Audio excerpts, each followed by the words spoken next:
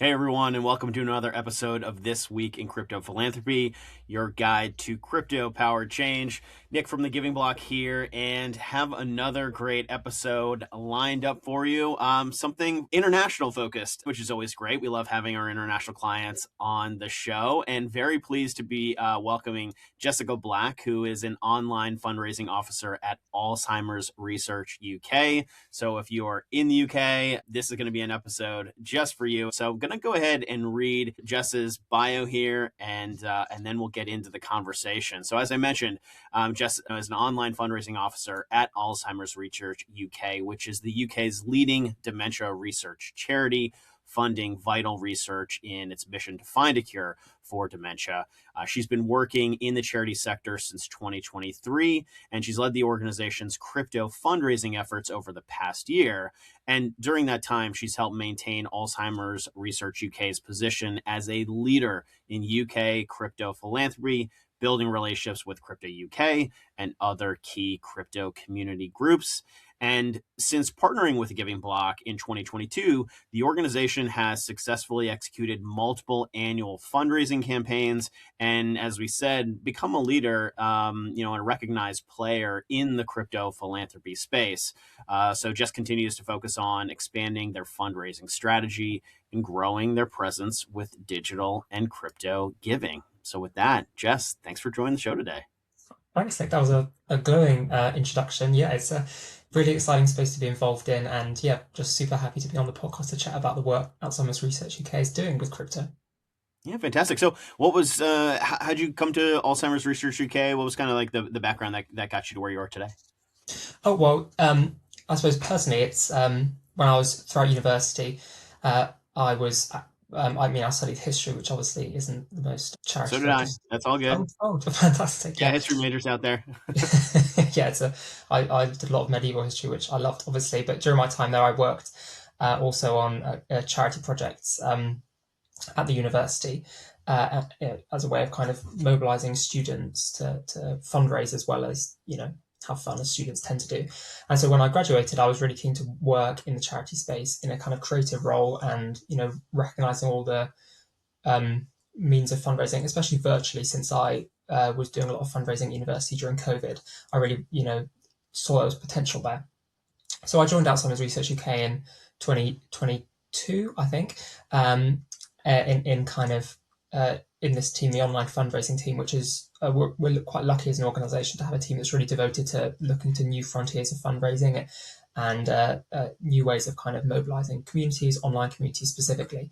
So we do a lot of online challenges and online fundraising, and obviously crypto is a part of that as well. So that's how I've ended up fundraising through crypto.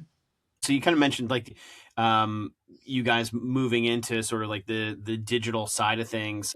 Can you talk a little bit about your backstory with crypto and crypto giving, and where did it all kind of come about?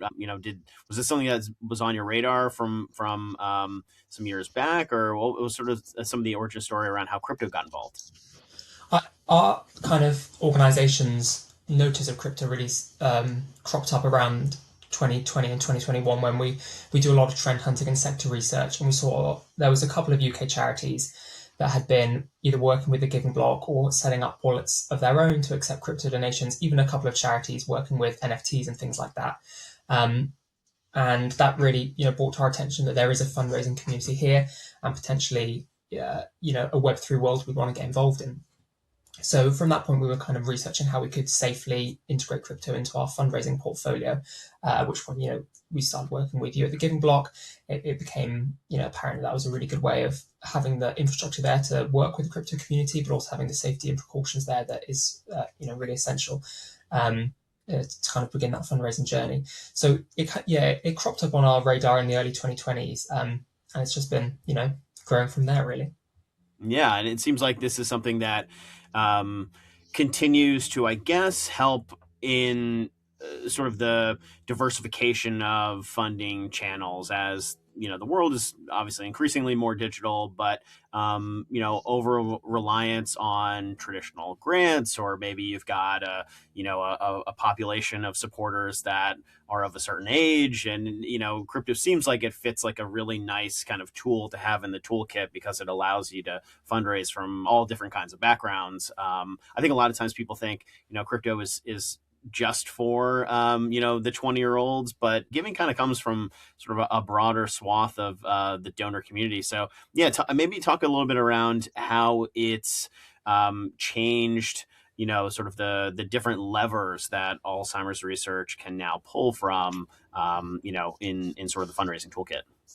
Yeah, absolutely. That's a really interesting point, and I suppose twofold that are what we when going into the crypto space, we really were expecting to target that, as you say, the stereotypical, perhaps younger, very tech literate demographic that you often see with crypto. And whilst we certainly have been targeting a lot of that, especially through X and outreach through there, we've noticed through a lot of our in-person crypto outreach at conferences and in-person fundraising events that I go to, there's a real there's real kind of diversity in age and in background and in career, more so than we expected. Obviously, there's a lot of people from financial backgrounds, but there's a lot of people from older generations who are really interested in the upcoming technology, which perhaps gels more naturally with our traditional demographic.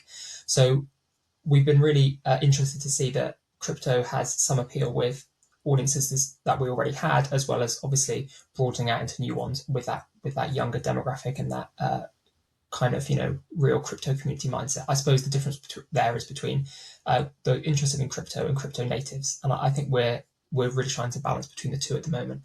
Um, and I suppose perhaps an interesting caveat to that is one thing that we really found in our crypto journey that I would say to new charities who are thinking of onboarding or getting involved in crypto is that understanding the donor demographic is a kind of unique challenge with crypto. Obviously, anonymity is a really big thing in crypto communities. Um, and so that means a lot of our donors through the giving block choose to not give their names or their emails or whatever.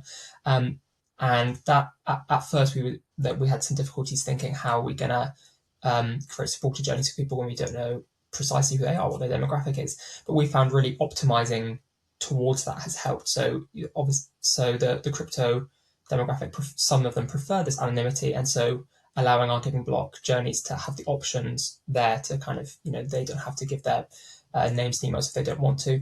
Uh, Allowing for that, I suppose, has seen great success for us.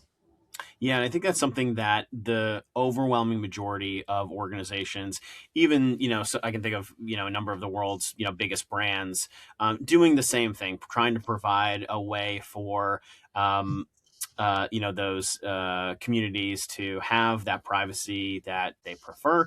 And even I think we've also found, I don't know if this has been the case for you all specifically, sometimes donors just wanting to use the anonymity feature. It's just a little bit more of like a, hey, I don't want to get sort of like opted into the Yeah, newsletter or some other things, which is fine. And sometimes I think crypto donors even reach out anyway on the back end being like, hey everybody, I'm making an anonymous crypto gift, but it's from me, just so you know. I think sometimes when we were talking to clients, there is times where they actually do know who it is. They're just using that anonymous feature just because it's more of a convenient in the moment.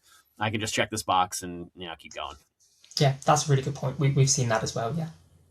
Anything from you mentioned the difference between folks that have cryptocurrency and then like the crypto natives, which I think is a spot on. There's sort of like sort of different types of communities, and I think it's interesting where organizations have a really good opportunity in just converting those existing donors. They already know you, they already give to you, they already trust you, and I feel like in the conversations that I've had, a lot of fundraisers realizing, what, there's actually some low hanging fruit here with someone that might say, what, this is actually kind of cool. I didn't realize that instead of giving you my typical, 200 pounds on the credit card or some other way I've been giving, actually crypto is kind of interesting. I could give you 1,000 pounds or more. I had no idea this was even an option. Have you run across anything like that? That's a really interesting point. Yeah, I suppose earlier I was talking a lot about the new audiences, but you're right. There's a real intersection between crypto and existing audiences, and I suppose the stage we're at organisation at the moment is preparing for that and making sure our fundraising officers and different teams can have those conversations with people about crypto, because we found internally there's a lot of I'm sure all organisations find this when setting up. Other teams are like, what is crypto? What is the giving block? How do I talk about this kind of thing? So what we're doing at the moment to kind of facilitate exactly what you're talking about is speaking with our fundraising officers who are regional around the country. So they have the toolkit and the vocabulary to really understand crypto. And we do that with kind of internal sessions and internal conversations. And also gifts in wills teams and legacies. There's obviously a really significant crossover there between crypto and legacies. So having the conversations with those teams so they know that in future there might be crypto legacies coming our way. Yeah, so that's the stage we're at the moment. Is really we've got the internal buy-in, we know the audiences are there, but just making sure our teams have the vocabulary and the confidence to talk about it. For everybody listening, that is so good what Jess just walked through. We spend so much of our time educating not just donors, but educating the team internally so that when they're sitting across from that major donor, we know how to talk about giving through traditional channels, but having the being conversant and just having at least some command of the basics of crypto, the tax advantages that exist in the UK, because there are for certain individuals, doesn't yet qualify for gift aid. Maybe that'll change at some point in the future. But the fact that you guys are prioritizing that, I think, is setting the stage for how you're going to be navigating this next kind of evolution, because it's coming. Like the great wealth transfer, it's happening. These assets are going. I think it really kicks into high gear in the coming years, and I think you're going to start to see, a lot more of those legacies, a lot more of those younger donors that have come into new wealth that is increasingly getting pushed into the digital side of the portfolio. And we continue to see the UK being a market that continues to mature, just like what we're seeing here in the US. I think that's a really, really good point. So for anybody, not just UK organizations that might be listening to it, but for other organizations, really prioritizing the internal education so people can just feel comfortable about talking about it. Because that name, that crypto, I get it. It sounds tricky. It sounds tough. Maybe I'm not interacting with them on a day-to-day basis. I don't even understand it.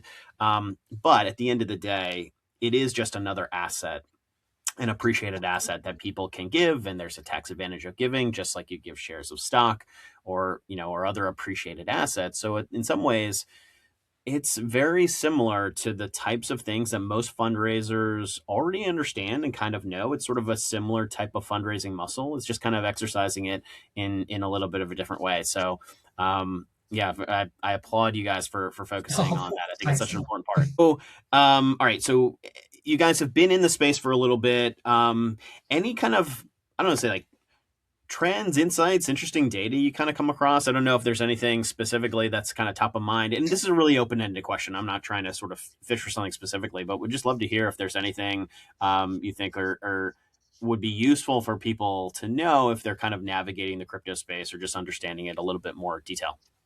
Yeah, definitely. And this is a conversation I've had with some UK charities who have been thinking about getting into crypto because I suppose there's, that data was still building up and the demographic of what it's like fundraising with crypto.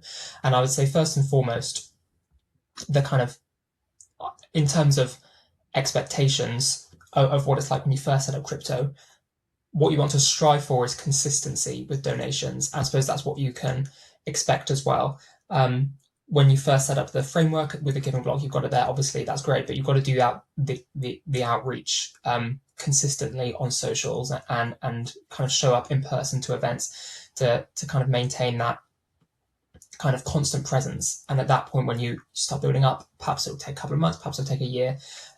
After that point, once you set up the framework and really, hustle, for want of a better word, at that point you can kind of expect more consistent income of crypto donations. At least that's what we've seen, and my conversations with other charities mirrors that. It's I suppose it's not like you turn on the functionality and then immediately you've got all this uh, income coming in. Like we've talked about, there's a lot of internal upskilling to do and a lot of kind of establishing the framework before moving to a place where you can get kind of uh, a regular steady flow of crypto donations of varying different coins we've found. Um, and in terms of what it looks like from a year overview perspective, for the past 2 years, we've really seen uh, across the financial year that a kind of a steady drip feed of crypto donations, with it peaking in bag season, which we might talk about later. But obviously, when we do a bigger social media push and we're doing more outreach to organizations, naturally that leads to a bit of a push. So I suppose organization, it depends if they're going to do stuff like that, but that obviously Yeah, affects it too. I think really interesting to to understand that the crypto markets, like sometimes we get into sort of like the volatility, and and it's understandable people think, well, this asset's kind of jumping up around all the time. We're a little bit nervous about that, but that volatility sometimes provides a lot of different opportunities for giving, not just when people have different entry points and exit points, being investors in that space, but that asset does provide for a lot of interesting opportunities all throughout the year, particularly around year end. And I'd love to hear kind of like your thoughts around the annual fundraising campaigns and the type of work there.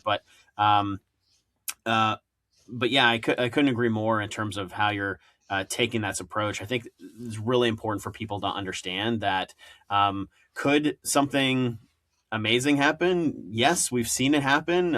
It's great that it's even open for something like that to occur. But you're right. Like you think about crypto, like I think most people agree that it isn't going anywhere. All right, this asset class has started to mature. It's not just going to sort of evaporate one day. And just like going into like there's ups and downs in the stock market, but no one's thinking, hey, we've had a down year in the stock market. Let's pack up all of our, operations for accepting stock and just write it off. Sort of like a longer term view. I think it's, something equally as important to take a longer term view with crypto here.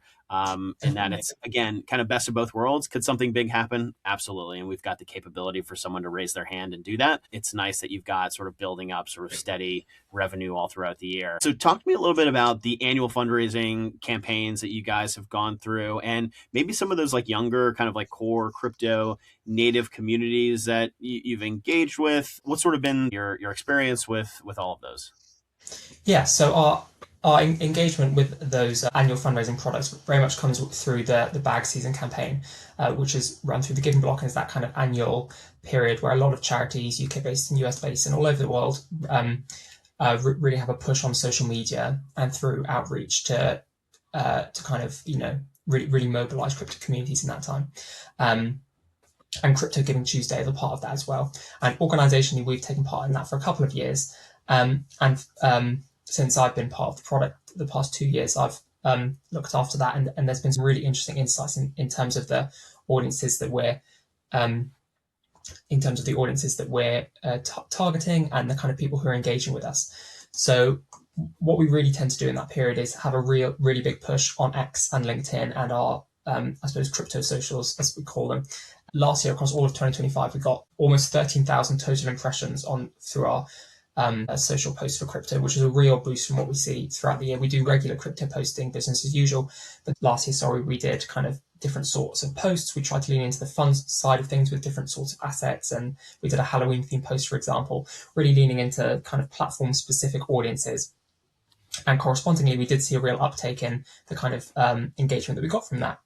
And so that's a learning we've taken forwards, that uh, fun slash lighthearted slash more engageable social assets really work well for us. So for Pi Day, as in Pi, the mathematical number day this year, we did a social post of kind of making Pi a possible crypto number and say you could give, I can't remember what Pi is, but that amount in crypto. And that did really well as well. So bag season is a really fab time, and any kind of big crypto push organizationally, whatever one chooses to do, is a really good time to kind of test out these new asks and see what our audiences are responding to. Obviously, traditional fundraising asks don't gel so naturally with the ex crypto audience. Equally, when we're posting on LinkedIn, we might want to do a slightly different ask there. Again, versus different fundraising asks at in-person events as well. So the the bag scene's been a really successful period for us to kind of test out these new asks, as well as obviously make new connections in our kind of peak crypto fundraising period. Yeah, I think you're planting all the right seeds, for people to just be aware that this is even an option. A lot of people, still are, needing a little bit of education, and that goes a long way. So I think you're planting all those seeds. One thing that our crypto donors have told us, for everybody out there, on the nonprofit side, wondering like, what is going on, because I definitely know that every single day, like, we're all doing stuff on our phone. It's so easy to just check if crypto is even an option. And if anybody hops onto Google right now and you type in Alzheimer's Research UK, crypto, AI does a really nice thing where Alzheimer's Research, crypto website is the first result, and Yes. has a nice little summary of the capabilities there, and the ability that it's even an option. So it's great that you're making all of these new messaging and impressions, because it just helps boost the awareness. So I think you're planting seeds in all the right places. And you're right, there's a different kind of audience for the digital side, the different platforms versus in person. So it sounds like those are going to be some good future investments. That sounds great. Yeah, absolutely. All right, Jess, I guess just to wrap up, anything that I haven't asked about, anything that you think is helpful for people to know when they're getting into kind of like crypto philanthropy, or anything about maybe some of the campaigns that you're excited about that are coming down the pike that you'd like for crypto donors to know about the kind of work that you guys are doing? Yeah, absolutely. Well, I suppose the first key takeaway that I'd give to anyone who's interested in getting involved in the crypto philanthropy space is to really not only do the in-person, the online outreach, but really to do in-person outreach as well. Going to in-person events and conferences and meetings and just meeting other interested people is a really good way of driving that fundraising project forwards and making sure that your internal infrastructure is really strong, that you can eventually kind of meet the right people and continue building up your crypto portfolio in that way. And I suppose secondly, and more as a way of ending the conversation, is that I think in the UK especially, this is a really exciting time for crypto philanthropy. There's a lot of legislation getting made that means people can be a bit more secure with implementing the infrastructure. The Giving Block is a really safe and secure way of kind of working with the crypto community, and all the conversations I've had with people in person and you know uh, and online is just there's a lot of interest in the space and excitement of where it's going to go. So yeah, there's lots of potential and a really passionate fundraising community. So if I suppose if anyone's interested in getting involved anymore and they want a case study, you can speak to me, or I'm more than happy to speak to them. And yeah, it's a exciting space. That would be my final point. Love it. Well, we'll put all the relevant links in the show notes so people can learn more about the organization, and if they want to get in touch. And I couldn't agree more. The UK is a maturing market. Everything that we're seeing happening in the US is happening in the UK, albeit on just a little bit of a different scale. But I think you're planting all the right seeds, like you mentioned earlier in the conversation. So if you're in the UK, reach out to Jess. Alzheimer's Research is doing phenomenal work, not just in their main mission, but I think it's really cool that they're opening up this crypto door. So I encourage everybody to check them out. And with that, just thank you so much for joining. And for everybody else, we will see you next time. Thanks, everybody.